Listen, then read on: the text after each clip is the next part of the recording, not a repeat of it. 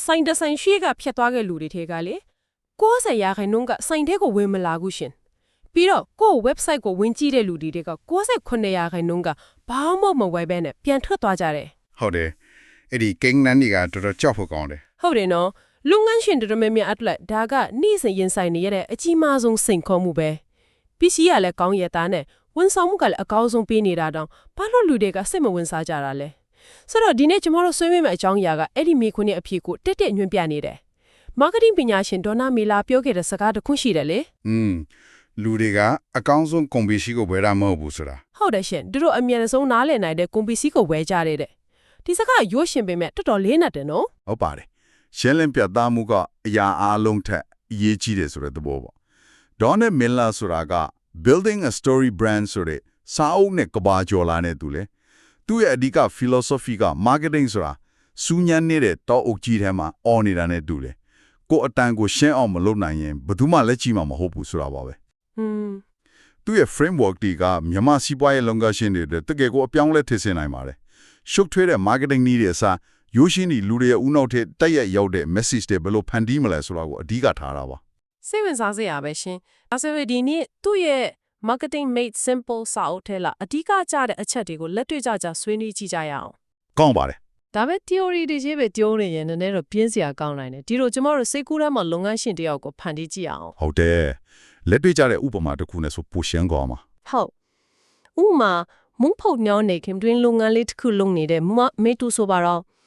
ဒီနေ့ဆွေးနွေးမယ့်အချက်၅ချက်ကိုမမမေတူရဲ့လုပ်ငန်းလေးအတွက်ဘလို့အတုံးချမလဲဆိုတာကိုတဆင့်ချင်းလိုက်ကြည့်သွားကြမယ်ကောင်းတဲ့အချက်ရမှာပဲအဲ့ဒီအချက်တွေကတော့ one liner ရဲ့အစွမ်း customer ကို hero ပထားပြီး brand ကို guide ရက်တည်ခြင်း relationship တိဆောက်တဲ့အဆင့်၃ဆင့် lead generator နဲ့ကိုပိုင် customer list တိဆောက်ပုံနောက်ဆုံးအနေနဲ့ email nurturing နဲ့ယုံကြည်မှုတိဆောက်ခြင်းတို့ပါပဲကဲဒါဆိုမမမေတူရဲ့လုပ်ငန်းလေးအတွက်ပထမဆုံးအချက်နဲ့စလိုက်ကြအောင် one liner ဒီစကားလုံးကနည်းနည်းတော့အတက်ဖြစ်နေတယ်ကျမတို့ Facebook မှာတွေ့နေကြ quality ကောင်းပစ္စည်းများကိုလက်လီလက်ကရောင်းချပေးနေပါသည်ဆိုတာမျိုးနဲ့ဘာများကွာခြားလို့လဲရှင်အများကြီးကွာပါတယ်ခင်ဗျအဲ့ဒါက one liner မဟုတ်ဘူးအဲ့ဒါကစိုင်းဖို့ပဲရှိသေးတယ်အော် one liner ဆိုတာကကိုလုပ်ငန်းရဲ့တောင်ပိုးတစ်ခုလုံးကိုဝါကြတစ်ကြောင်းနဲ့ဖန်ဆုပြနိုင်တဲ့ statement ပါသူ့မှာရိုးရှင်းတဲ့ formula တစ်ခုရှိတယ်အဲ့ဒါကတော့ problem ပြဿနာဟုတ်တယ်ပြီးတော့ solution ဖြေရှင်းချက်ပြီးတော့ result ရလဒ်ပေါ့မင်းလည်းမဲပြောတဲ့စကားက if you confuse you lose တဲ့ customer ကိုနားလည်ရခက်အောင်လုပ်ရင်ကိုရှုံးမှာပဲဆိုတော့မေသူ့ရဲ့မုံဆိုင်ကိုဒီ formula နဲ့တိဆောက်ကြည့်အောင်ကမ်းပြီရှင့်ဒါဆိုမေသူ့ရဲ့ customer တွေမှာဘာပြဿနာရှိမလဲအချိုရီစားခြင်းနဲ့ဒါပေမဲ့ကျမရင်းနဲ့မညီမှာဝိတ်သက်မှာဆိုရင်လည်းဒါက problem ပေါ့နော်တိကြပါတယ်အဲ့ဒါလူတိုင်းနှီးပါရဲ့ပြဿနာပဲကဲဒါဆိုမေသူ့ရဲ့ solution ဖြည့်ချင်းချက်ကဘာဖြစ်မလဲသူကတရားမပါတယ်ဒါမှမဟုတ်တရား short ထားတဲ့ကျမရင်းနဲ့ညီရဲ့ကိတ်မုံတွေ cookies တွေဖုတ်တယ်မို့ perfect ဒါဆိုနောက်ဆုံးချက် result ရလဒ်ကောအဲ့ဒီမုံကိုစားလိုက်တဲ့ customer ကဘယ်လိုခံစားချက်ဘယ်လိုအကျိုးကျေးဇူးရတော့မလဲအဖြစ်မရှိသလိုခံစားရမှာပေါ့ guilt free indulgence လို့ခေါ်မလားအချိုးတရားရနဲ့ကျမရဲ့တို့လည်းစိတ်ပူစရာမလိုတော့ဘူးဒါပဲအဲ့ဒီသုံးခုပေါင်းစပ်လိုက်ရင်မမေသူရဲ့ one liner ထွက်လာပြီဥပမာအချိုးစားခြင်းပေမဲ့ weight မှာဆွေးနေတဲ့သူတွေအတွက် problem မမေသူကတရားလုံးဝမပါတဲ့အရသာရှိတဲ့ကိမှုတွေကိုအိမ်တိုင်းရောက်ပူပေးပါတယ် solutionဒါကြောင့်အချိုတီးရတဲ့ပျော်ရွှင်မှုကိုအပြစ်မရှိသလိုခံစားနိုင်မှာပါ result ဆိုတာမျိုးပေါ့ဟုတ်ပါတယ်ကာကို Facebook bio TikTok profile Messenger auto reply မှာထည့်ထားလိုက်တာနဲ့သူ့လုပ်ငန်းကတခြားပုံစံတွေနဲ့ပါကွာသွားလဲဆိုတာချက်ချင်းပေါ်လွင်သွားရောဟုတ်ပါပြီအဲ့ဒီလိုရှင်းလင်းတဲ့ one liner တစ်ခုရှိပြီဆိုတာနဲ့အဲ့ဒီ message ထဲမှာကိုကဖယ်နေရနဲ့စကားပြောနေလဲဆိုတာအရေးကြီးလာပြီထင်တယ်ဒါကဒုတိယအချက်ဖြစ်တဲ့ကို hero မလုပ်မိဖို့ဆိုတာနဲ့တိုက်ရိုက်ဆိုင်သွားတာပေါ့တီတီကြပါပဲကျမတို့အမြဲတွေးနေရတဲ့ကြော်ရည်မှာကျွန်တော်တို့ company က2020အတွေ့အကြုံရှိတယ်ဆိုပြီးကို brand ကြောင့်ပဲရေးကြီးခွင့်ကျပြောနေတာတွေကဒီမားကိုလုံးမိနေတာပဲဖြစ်ရမယ်တီတီကြပါပဲဒါကမင်းလာရဲ့ framework တစ်ခုလုံးရဲ့အခြေခံအကြဆုံးအုံမြတ်ပါပဲ customer တွေကကို brand က hero ဖြစ်တာကိုစိတ်မဝင်စားပါဘူးသူတို့ကိုယ်တိုင်သူတို့ဘွားရဲ့ hero ဖြစ်ချင်လို့ကိုယ့်စီကိုအကူအညီလာတောင်းတာပါ Star Wars ဇာတ်လမ်းကိုမြင်အောင်ကြည့်လိုက် Luke Skywalker က hero ဖြစ်ချင်တဲ့ဇာတ်ကောင် Yoda ကသူ့ကိုလမ်းပြပေးတဲ့ guide လမ်းညွှန်ဖို့ ဟုတ်ကဲ့ Yoda ကငါက hero လို့တစ်ခါမှမပြောဘူးသူက Luke ကို hero ဖြစ်အောင်ဘေးကနေလမ်းပြပေးအောင်တတ်တယ်ပဲ Miller ကပြောတယ်ကို hero အဖြစ်သတ်မှတ်တဲ့ brand ဟာရှုံးနေဖို့ပဲရှိတယ်တဲ့ ဒီချက်ကစိတ်ပညာရှုထောင့်ကနေကြည့်ရင်တော်တော်လေးအတိတ်ပဲရှိရချင်းလူတိုင်းကကိုယ့်ဘဝဇာတ်လမ်းမှာကိုကအတိကဇက်ဆောင် main character လို့ခံစားရတယ်လေဘယ်သူမှဇက်ဖို့ဖြစ်ချင်မှာမဟုတ်ဘူး ဟုတ်ပါတယ်အဲ့ဒီတော့မမီသူ့ရဲ့ marketing message ကိုပြန်ကြည့်အောင် hero အဖြစ်ထားတဲ့မားတဲ့ message ကမမီသူ့မိုးတိုက်က premium ingredients တွေပဲသုံးပြီး local award ရထားပါတယ်ဆိုတာမျိုးဖြစ်မယ်ဒီမှာမမီသူ့အကြောင်းပဲပြောနေတယ် ဟုတ်ငါတို့အကြောင်းပဲဖြစ်နေတယ် မှန်တယ် guide အဖြစ်ထားတဲ့ message ကတော့တင်ကြောင်းမကြီး target တွေမပစ္စည်းစေပဲအချိုးထီးကျင်ပါသလားကျမတို့ရဲ့တကြောင်မပါတဲ့ game mode တွေကတင့်ကိုကူညီပါစီဆိုတာမျိုးခြားနာချက်ကငါတို့အကြောင်းပြောတာနဲ့တင့်ရဲ့ပြဿနာနဲ့အောင်မြင်မှုအကြောင်းပြောတာပဲ Nike ရဲ့ just do it လို့မျိုးပေါ့နော် ဟာဟုတ်တယ်အဲ့ဒါ Nike ကဘလို့တော်ကြောင်ပြောနေရမှာမဟုတ်ဘူးသုံးဆွဲသူကိုမင်းလုံနိုင်တယ်မင်းက hero ဆိုပြီးတွန်းအားပေးနေတာ အော်အဲ့ဒီလိုကိုဆိုတော့ကျမတို့က Yoda ဖြစ်ရမှာပေါ့ကို customer ကို Luke Skywalker ဖြစ်အောင်ကူညီပေးရမယ် guide ဟုတ်ပါတယ် ဟုတ်ဖို့လိုသေးတယ်မဟုတ်လား ဟုတ်ကဲ့ ဒါကတတိယအချက်ဖြစ်တဲ့ relationship အဆင့်30နဲ့ဆက်သွားပြီပေါ့ ဟုတ်ကဲ့မီလာက marketing ဆိုတာလူတစ်ယောက်နဲ့ relationship တိစောက်တာနဲ့တူတယ်လို့ဆိုပါတယ်ပထမဆုံးတိတ်မှာလက်ထပ်ခွင့်တောင်းလို့မရဘူးလေ ဟုတ်တာပေါ့ အဆင့်3ဆင့်ရှိပါတယ်ပထမဆင့်က curiosity စိတ်ဝင်စားမှုပါလူတစ်ဖက်ကိုယ့်စပြီးတတိထားမိလာတဲ့အဆင့်ပေါ့ဟဲဒီမမေသူဆိုတဲ့ brand ကဘာတွေလုပ်တာလဲဆိုပြီးဆက်စုချင်းစိတ်ဖြစ်လာရမယ်ဒီနေရာမှာစောစောက one liner ကအဓိကအခန်းကဏ္ဍကနေပေါဝင်ပါတယ် ဒုတိယတိကျတာနည်းနည်းပိုရင်းနှီးလာတဲ့အဆင့်ပေါ့ ဟုတ်တယ်အဲ့ဒါကို enlightenment နားလည်မှုလို့ခေါ်ပါတယ်စိတ်ဝင်စားတော့ပြီးတဲ့နောက်မှာအော်ဒီ brand ကငါရဲ့ပြဿနာကိုတကယ်ဖြေရှင်းပေးနိုင်တာပဲဆိုပြီးနားလည်သဘောပေါက်သွားတဲ့အဆင့်ပါဒီနေရာမှာတော့နောက်ပိုင်းပြောမဲ့ lead generator တွေအကျိုးရှိတဲ့ email တွေကအလုပ်လုပ်ပါတယ်နောက်ဆုံးတတိယဆင့်ကတော့ commitment ပေါ့ဆောင်ဖြတ်ချက်ချရအဆင့်ပါကိုယုံကြည်မှုရှိသွားပြီးဝယ်ဖို့ဆောင်ဖြတ်လိုက်ပြီဒါကတတိယ date မှာလက်ထပ်ခွင့်တောင်းတာနဲ့တူပါပြီ ဒီဥပမာကတော်တော်ရှင်းတယ်နော်ဆိုလိုတာကလုပ်ငန်းအများစုက Facebook ပေါ်မှာ buy now ဆိုပြီး on နေကြတာဟာပထမဆုံးစားတွေ့တဲ့ customer ကိုလက်ထပ်ခွင့်တောင်းနေတယ်လို့ဖြစ်နေတာပေါ့ တိကျကြပါပဲဒါဟာ customer တယောက်က PC တစ်ခုမဝယ်ခင်ပြန်မြအထီတွေ့မှု touch point ဝလေရှစ်ကျင်လောင်လိုအပ်တယ်ဆိုတဲ့တုတိတနာတွေနဲ့လည်းကိုက်ညီနေပါတယ် ဒါဆိုမိမိတို့တော့ဒီစင်ထုံးစင်ကိုဘယ်လိုတီးဆောင်မလဲရှင် Stage 1 curiosity အတွက် TikTok မှာသူကိမှုအလားစင်နေတဲ့ video တိုလေးလေးတင်မယ် Stage 2 enlightenment အတွက်အဲ့ဒီ video အဆုံးမှာအိမ်မှာလှုပ်ရှားလို့ရမယ်တခြားမပါတဲ့မုံလုံးလေး၅မျိုးကို free ရယူဖို့ bio က link ကိုညက်ပါဆိုပြီးသူရဲ့ email list ထဲဝင်ခိုင်းမယ် အော်ဟုတ်ကဲ့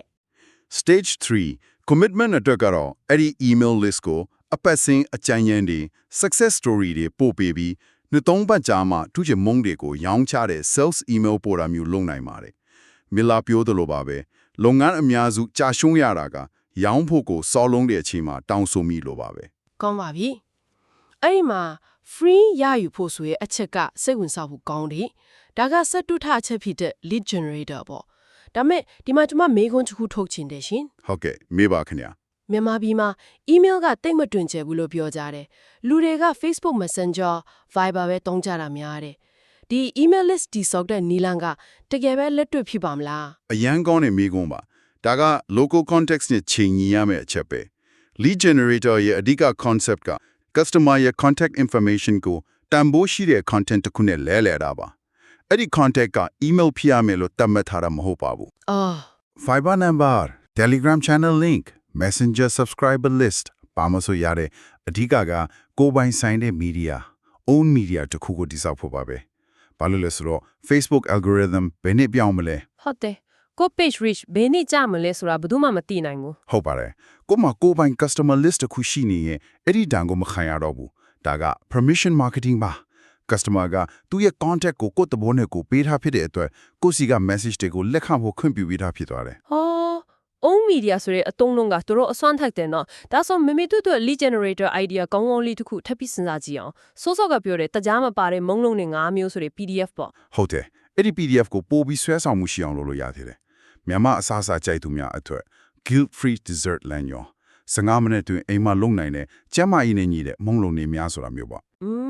နာမည်လေးကတင်ဆွဲဆောင်မှုရှိနေပြီ ဟုတ်တယ်အထက်မှာဘာဝင်ပစ္စည်းတွေကိုဘယ်စီရီမှဝယ်လို့ရတယ်ဘတ်ဂျက်ဘယ်လောက်လောက်ကြမယ်ဆိုတာရင်းနဲ့တေချာလုပ်ထားမယ်ပြီးရင် Facebook app မှာကျမကြီးနဲ့ညီတဲ့တက်ဆက်တွေကိုအိမ်မှာလှုပ်ရှားခြင်းလားဒီ free guide ကို Messenger ကနေတောင်းယူလိုက်ပါဆိုပြီးကြော်ညာမယ် Messenger မှာ email ဒါမှမဟုတ် Viber number တောင်းပြီး PDF ပို့ပေးလိုက်တာနဲ့ မမေတို့မှတန်ဖိုးရှိရဲ့ customer list ကိုစတင်တိစောက်ပြီးသားဖြစ်သွားပြီ ဟုတ်ပါတယ်ခင်ဗျာ ကောင်းပြီကျမအခု list တိစောက်ဖို့ကိုစပိုးတူသွားပြီဒါပေမဲ့ကျမကိုယ်တိုင်လဲကြုံမှုတယ်အဲ့လို free guide တွေ download လုပ်ပြီးနောက်တစ်နေ့ချစ်ချင်း 30% off buy now ဆိုတဲ့ message တွေတရဆက်ရောက်လာရော ဟာဟာဟုတ်ကဲ့ data မခွာသေးပဲလက်ထပ်ခွင့်တောင်းမလို့ပဲချစ်ချင်း unsubscribe လုပ်ပေးလိုက်တယ်မမေတို့အဲ့ဒီအမားမျိုးမဖြစ်အောင်ဘယ်လိုလုပ်ရမလဲဒါကနောက်ဆုံးအချက်ဖြစ်တဲ့ nurturing နဲ့ဆက်ဆက်နေမှထင်တယ် မှန်ပါတယ်အဲ့ဒါကို spamming လို့ခေါ်ပြီး nurturing ပြိုးတောင်ခြင်းရဲ့စန့်ကျင်ဘက်ပါပဲ list ရလာပြီးရင်ဆက်ဆံရေးကိုပြိုးတောင်ဖို့လိုလာပါပြီမီလာရဲ့ framework မှာ campaign အမျိုးအစား2မျိုးရှိပါတယ်ပထမတစ်ခုက nurture campaign ပါဒါကအပတ်စဉ်ပုံမှန်ပို့တဲ့ message တွေပါအဓိကတန်ဖိုးရှိတဲ့အကြံဉာဏ်တွေပေးပြီးယုံကြည်မှုတည်ဆောက်ဖို့ပါ ဆိုတော့ရောင်းကမရောင်းအောင်လား ရောင်းရမှာပေါ့အဲ့ဒါကဒုတိယအမျိုးအစားဖြစ်တဲ့ sales campaign မှာလာမှာပါဒါကတော့ lead generator download လုပ်တော့တဲ့သူတွေကိုအလိုလျောက်ပို့ပေးတဲ့ message sequence တစ်ခုပါ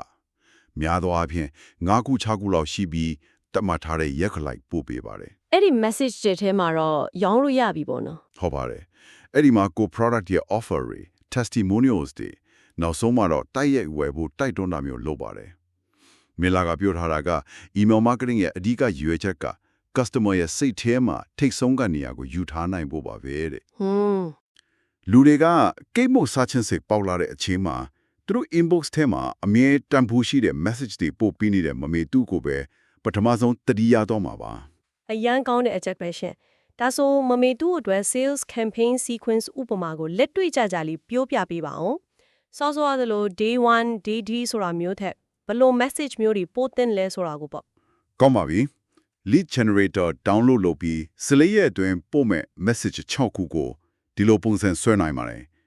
day 1မှာသူတောင်းထားတဲ့ PDF ကိုဒီမှာပါရှင်းဆိုပြီးနှွေးထွေးစွာကြိုဆိုတဲ့ message နဲ့ပို့မယ် ဟုတ်ကဲ့ day 2မှာ PDF ထဲကနီလာနေကိုစာလောင်ကြည့်နေပြီလားကျွန်မ customer တယောက်ကတော့ဒီနီးမဲ့သူခလဲအတွက်မွေးနေ့ကိတ်လုပ်ပေးပြီးအရန်ပျော်နေတယ်ဆိုပြီး customer testimonial တခုပို့မယ် အော်လူမှုရေးတက်တည်ပြတာပေါ့ ဟုတ်တယ် day 5မှာမုံဖို့ချိန်မရှိဘူးနော်ပစ္စည်းဝယ်ရတာရှုပ်တယ်လို့ထင်တယ်လားကျမတို့ကအဲ့ဒီဒုက္ခတွေအားလုံးကိုဖြေရှင်းပေးပါတယ်ဆိုပြီးသူတို့ရဲ့စိုးရိမ်မှု objection ကိုဖြေရှင်းမယ် အေး day 7မှာဒီတစ်ပတ်အတွက်ကျမတို့ရဲ့ menu အသေးဖြစ်တဲ့ top ပဲတီ chocolate mousse cake ထောက်ပါတယ်ဆိုပြီး new ညံ့တဲ့ offer အခုပေးမယ် day 10မှာကျမဘာကြောင့်တခြားမပါတဲ့မုံတွေစားဖို့ဖြစ်ခဲ့လဲဆိုတော့ကျမရဲ့ကိုယ်ပိုင်ဇက်လန်းကိုမျှဝေမယ် ဒါက brand နဲ့ customer ကြားက emotional connection ကိုတည်ဆောက်ပေးတာပေါ့နော် တိကျပါတယ်နောက်ဆုံး day 14မှာတော့ဒီတစ်ပတ်အတွင်းပထမဆုံးအချိန်ဝယ်ယူသူတွေအတွက်ပို့ခအခမဆိုတာမျိုးနဲ့တိုက်ရိုက် offer ပေးပြီးရောင်းချနိုင်ပါတယ်ဒီ sequence တစ်ခုလုံးကရောင်းဖို့ချီပဲမဟုတ်ပဲပညာပေးတယ်ဇလန်းပြောတယ်ယုံကြည်မှုတည်ဆောက်တယ် ဒီနေ့ကျမတို့အမေသူ့ရဲ့စီးပွားရေးလေးကိုဇလန်းတစ်ပုတ်လိုလိုက်ကြည့်ခဲ့ရတာတကယ်ကိုလက်တွေ့ကြပြီးအသုံးဝင်ပါတယ်ရှင်ဒီအချက်တစ်ထက်ကမှနားထောင်နေသူတွေချက်ချင်းစပြီးလုပ်ကြည့်လို့ရမယ်လက်တွေ့အကြဆုံးအကြံဉာဏ်တစ်ခုကိုရွေးဖေးပါဆိုရင်ဘာဖြစ်မလဲ ချက်ချင်းလုပ်လို့ရမယ်တခုတည်းတော့အရာကတော့ one liner ကိုဖန်တီးတာပါပဲ10 minute ပဲအချင်းယူရမယ်ဘာလို့လဲဆိုတော့ဒီလေ့ကျင့်ခန်းတစ်ခုတည်းကကိုယ့်ရဲ့ mindset တစ်ခုလုံးကိုပြောင်းလဲပေးလို့ပါ အော်ဟုတ်လားရှင့် ဟုတ်ပါတယ် one liner ကိုရေးဖို့ကြိုးစားလိုက်တာနဲ့ကိုယ့်အကြောင်း hero အကြောင်းစဉ်းစားနေရကနေကိုယ့် customer ရဲ့ပြဿနာကိုအလိုလိုစဉ်းစားသွားစေပါတယ် သူတို့ကို hero ဖြောက်အကူညီချင်းကိုပေါ့ ဟုတ်ပါတယ်စောစောက formula ကိုတောင်းပြီးကိုယ့် customer ရဲ့ပြဿနာကိုယ့်ရဲ့ဖြေရှင်းချက်သူတို့ရမယ့်ရလက်ကောင်းကိုချရေးပြီးဝါကြတဲ့ကြောင်းဖြစ်အောင်ပေါင်းစပ်လိုက်ပါပြီးရင်ကိုယ့်ရဲ့ Facebook bio TikTok profile နေမှာချက်ချင်း update လုပ်လိုက်ပါ ဟုတ်ပြီဒါဆိုရင်ဒီနေ့ကျမတို့မမီသူကို guide လုပ်ပြီးလိုက်ပါလာခဲ့တဲ့ခီးစဉ်တစ်ခုလုံးရဲ့အဓိကအနစ်ချုပ်ကဘာဖြစ်မလဲရှင် အဓိက takeaway ကတော့တစ်ခုတည်းပါပဲ clarity beats cleverness ဆိုတာပါပဲထပ်မြက်ပြီးကြပြဆမ်းမဲ့ slogan တွေထက်ရှင်းလင်းပြတ်သားတဲ့ message ကအမြဲတမ်းအနိုင်ရပါတယ် ဟုတ်ကဲ့ဒီနေ့ဆွေးနွေးခဲ့တဲ့အချက်၅ချက်ကတိကျစီမဟုတ်ပါဘူးသူတို့အားလုံးက customer ထောင်းရဲ့စိတ်ထဲမှာအော်ဒီ brand ကငါ့ရဲ့ပြဿနာကိုနားလေတယ်ငါ့ကိုကူညီနိုင်တဲ့အားကိုးရတဲ့ guide တယောက်ပါလားဆိုတော့ခံစားချက်တစ်ခုတည်းကိုပဲနီလန်အမျိုးမျိုးနဲ့တိဆောက်ပေးနေတာပါ နောက်ဆုံးအနေနဲ့နောက်ထောင်နေသူတွေအတွက်စဉ်းစားစရာမေခွန်းတစ်ခုလောက်ခြံခဲ့ပေးပါအောင်ရှင် အခုနားထောင်မိသွားတဲ့သူတွေကိုကိုယ့်ရဲ့ Facebook page ကိုဖွင့်ပြီးကိုတင်ထားတဲ့နောက်ဆုံး post 5ခုကိုပြန်ပတ်ကြည့်ဖို့တိုက်တွန်းချင်ပါတယ်ခင်ဗျာပြီးရင်ကိုဒီမေခွန်းလေးရိုးရိုးသားသားပြန်မေးကြည့်ပါ ဘာမှဟက်မလဲရှင်ဒီ post တွေဟဲမှာကျွန်တော်က Luke Skywalker ဖြစ်ချင်နေတာလားဒါမှမဟုတ် Yoda ဖြစ်ရည်တည်နေတာလားဒီအဖြစ်လေးတစ်ခုကကိုယ့်ရဲ့စီးပွားရေးတစ်ခုလုံးကိုပြောင်းလဲသွားစေမဲ့အစဖြစ်နိုင်ပါတယ်